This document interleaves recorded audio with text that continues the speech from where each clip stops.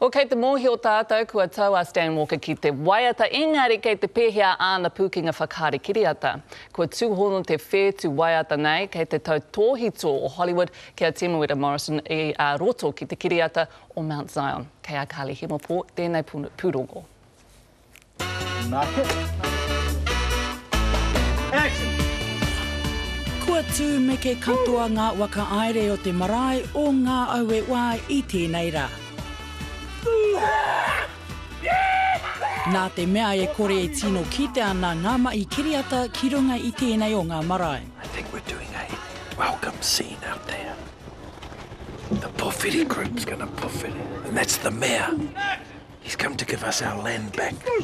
Mō ngā wiki e rima kua paure, ko te marae o Pukekoe, te pū manua o te kiriata motu ake tuatai a te arepa kai, ko tapaina ko Mount Zion. Tūturu ko tēnei wā I te koengo o tōna ngākau. No konei taku nana, no konei taku pāpā, no konei taku whānau. Nā I timata mai, I pupu ake te kākano tuatahi mo tēnei kiriata, I te tēpu e noho nei māua ko taku nana e tīraurau ai. Nā reira I kaore I ko atu I tēnei wāhi mōku ake. Ko ngā kai wakari o tēnei kiriata ko Stan Walker, rātou ko David Wikaira Paul, ko Darcy Ray Flavel Hudson, ko Troy Kingi, me te kraua no Oki, a Temuera Morrison. I roto I tēnei kiriata ko Walker a Tūrei, a e rangata I mai waiata no Oki.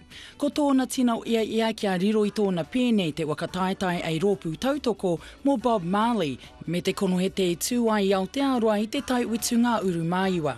E wānau au ake taiwa te wānau o Tūrei, a ka tuki o na wawata ki ngā māta pono a tōna wānau. He's determined, he's got a vision, and he wants the best for his whānau.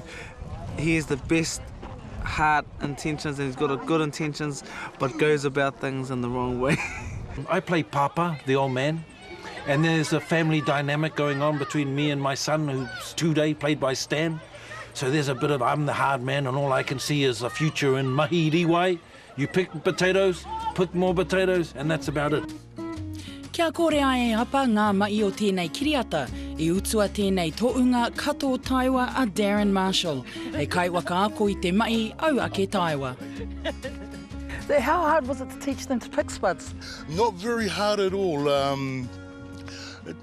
think it may be a Maori thing, you know, hard mahi is definitely a Maori thing, but it was quite easy with the boys especially. Yeah, in this film here, we all had to go out training, put the hooks on, and we had to pick potatoes like this. One of the best pickers and easiest ones to actually show what to do was David Wikaira Paul. Oh, not too bad, David.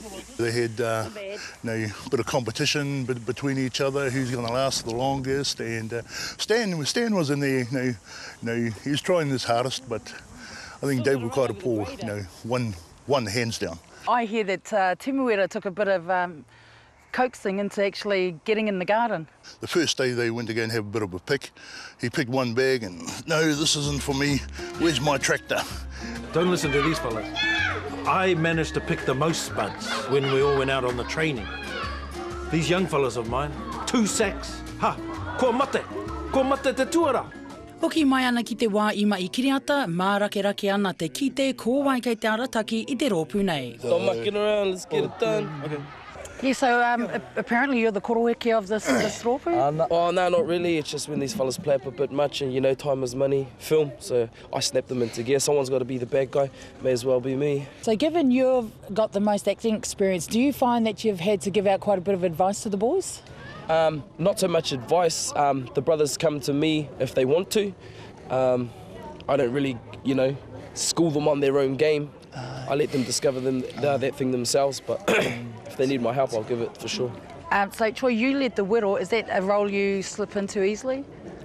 Not really. I do a lot of kapaka and stuff like that, so it's nothing foreign to me, but definitely having the cameras and the lights and everything like that adds a bit more pressure. And people still call you Ghost Chips. Yes, everyone knows me as Ghost Chips. Is that disturbing? Are you trying to get rid of that whole character? Oh, when it first came out, I was like, yes, that's me. I'm Ghost Chips. Yes, that's my name.